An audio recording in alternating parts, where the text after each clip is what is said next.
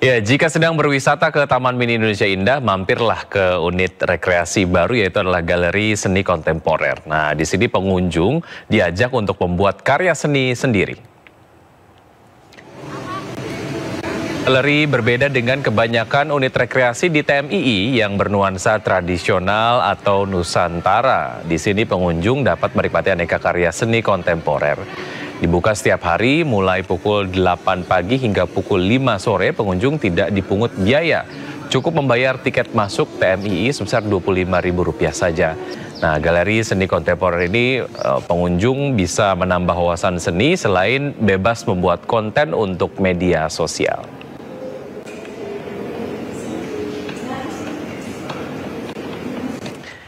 Ya, masyarakat sudah bersiap untuk menyambut libur akhir tahun. Salah satu objek wisata yang menarik untuk dikunjungi bersama keluarga di Jakarta tentu saja adalah Taman Mini Indonesia Indah atau TMII.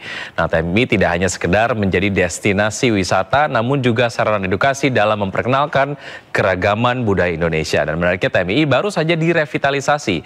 Lalu seperti apa ya wajah baru dari Taman Mini Indonesia Indah? Untuk mengetahui informasi selengkapnya, kami telah terhubung dengan rekan Galuh Pandu. Galuh, selamat siang. Apa saja hal baru yang menarik di TMII? Selamat siang. Ya, siang Wiki dan juga pemirsa, ada baru yang baru saja dibuka pada tanggal 28 Oktober 2023 lalu, yaitu CAG atau Contemporary Art Gallery atau yang bisa disebut dengan Galeri Seni Kontemporer. Nah, di tempat ini masyarakat bisa berkunjung dan datang melihat berbagai macam karya seniman atau perupa di seluruh Indonesia, baik lukisan 2 dimensi maupun instalasi 3 dimensi. Jadi di sini warga bukan hanya bisa melihat-lihat karyanya, keindahan karya secara estetika ataupun bisa berfoto bersama, namun juga bisa merefleksi diri. Di sini adalah salah satu karya instalasi 3 dimensi yang menarik perhatian saya karena ini menjelaskan tentang simulacrum isolation gitu ya. Ini sebuah karya dari Anung Asasongko yang menjelaskan tentang bagaimana kehidupan manusia zaman modern yang sangat terikat dengan internet dan juga media sosial serta dengan melalui smartphone-nya. Di sini ada benang-benang yang terurai seperti itu. Ini diibaratkan sebagai sebuah network atau jaringan bagaimana salah satu individu terhubung dengan dunia luar namun secara maya, sehingga manusia kadang merasakan bahwa realitas semu itu diibaratkan sebagai lebih nyata daripada realitas aslinya atau yang bisa disebut dengan istilah hiperrealitas, sebuah istilah yang diperkenalkan oleh Jen Baudrilla seperti itu. Nah, kalau kita bergeser menuju ke sebelah sini, ini kita masih dalam tema Mudaku. Ada 2 tema besar yang diusung dalam Galeri Seni Kontemporer ini, yaitu Mudaku dan juga Lalang Hayat. Di tema Mudaku ini, di sini bisa dilihat ada lukisan-lukisan 2 dimensi, lukisan hasil karya para pemenang yang melakukan live painting 5 hari pada periode sebelumnya, dan para pemenangnya karyanya dipajang di sini. Ini menjelaskan tentang bagaimana anak muda memperjuangkan atau berefleksi dengan dirinya, mencari identitas diri, mencari jati diri, dan menunjukkan atau memvalidasi perasaan anak muda di usia 18 hingga 28 tahun. Jadi ada yang senang, ada yang tertawa, ada yang sedih, ada yang mungkin overthinking dan lain sebagainya, juga bagaimana mereka memperjuangkan mimpi-mimpinya. Dan ada hal yang menarik lagi yang bisa saya terangkan di sini. Coba kita menuju di sebelah sana. Posisinya cukup jauh, tapi ini juga salah satu hal yang menarik. Di sebelah sana ada meja makan. Jadi ini menjelaskan tentang bagaimana masyarakat sekarang aktivitas makan bersama dengan keluarga itu sudah jarang.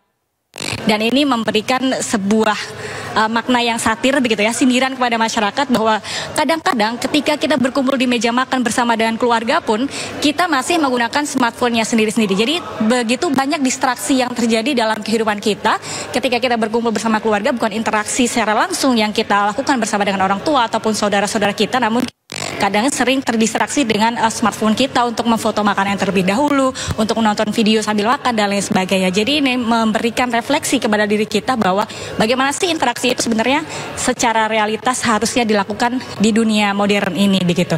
Nah, di sebelah sana pemirsa ada salah satu karya seni yang cukup besar juga dimensinya, yang menjelaskan tentang bagaimana di Indonesia, menjelaskan bagaimana zona ekonomi eksklusif, kemudian juga potensi laut yang ada di Indonesia, bagaimana laut itu bisa menjadi sumber-sumber kehidupan, namun kadang-kadang terganggu dengan berbagai macam kepentingan politik dan juga situasi geopolitik di masa sekarang ini yang menyebabkan laut tidak bisa dimaksimalkan seoptimal mungkin untuk keperluan bangsa dan negara. Juga untuk pameran di ruang sebelahnya lagi juga menjelaskan tentang Langgeng Hayat.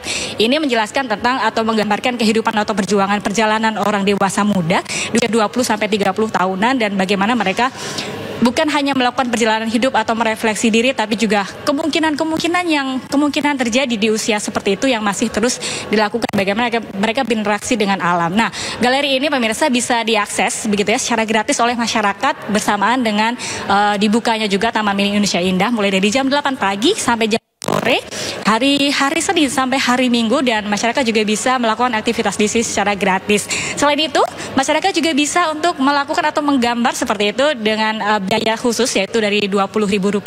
Mereka akan diberi kanvas dan juga alat pelukis untuk bisa mengekspresikan diri. Demikian yang bisa kami informasikan, kembali ke Anda, Wiki.